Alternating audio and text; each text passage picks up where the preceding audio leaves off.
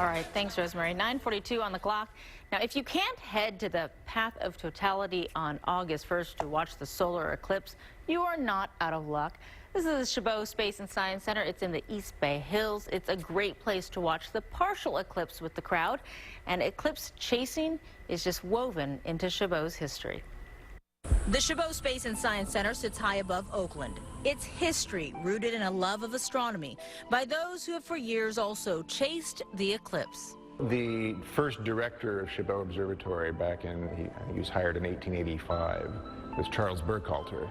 He had been working in an insurance company in Oakland, but he was an astronomy enthusiast, and he was touted as the first person in Oakland to own a telescope. He had a little observatory in his backyard.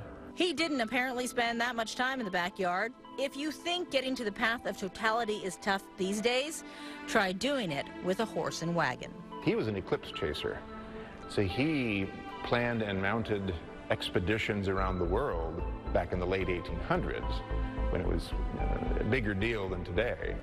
They would go by ship, and he would spend, a couple months sometimes going out to places like India, or he went to Japan to watch one, but unfortunately it was cloudy that time. He didn't get to see it. He had a special telescope and camera and equipment that he developed. In fact, he developed a technique for photographing a solar eclipse that produced, at the time, the best solar eclipse photos in the world. Photos that have since become a bit of legend at Chabot. So tell me where we're headed. So we're heading to the dome for our 8-inch telescope, Leah. It's the 1883 vintage telescope that started Chabot Observatory.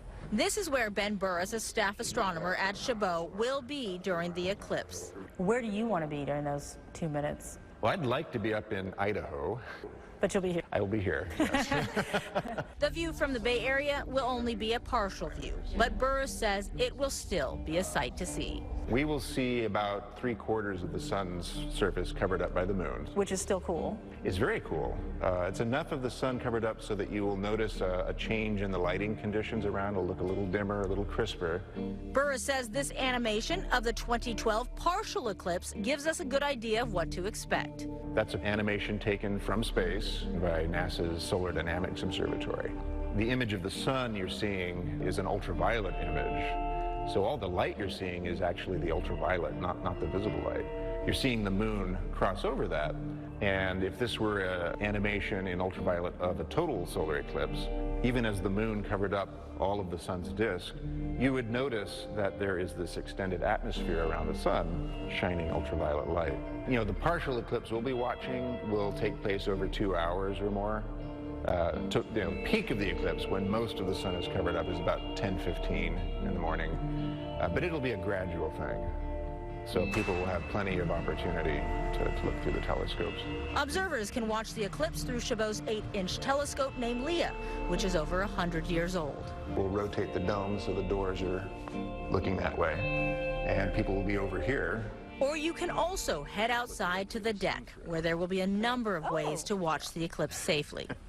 So if you come around this side and look down on the paper, you'll see a little image. Pretty bland today because there's really no sunspots except one on the edge there. This kind of an event where it's an outdoor event, our observatory deck gets filled, we can expand out onto the hillside and the parking lot, and we can share filters and projectors and things like that. A tree or a bush that casts a shadow onto the ground or on the wall, the spots of light coming through the leaves. Ordinarily, it's a dazzling array of little spots of light. It will become this beautiful cloud of crescents. So nature will also show the way. Nature will be putting on a show, and while it's a chance to learn, just the experience can be something to remember. And it's always a lot of fun to come up and share the experience with people as well. Hope you kept the glasses. I do have some glasses.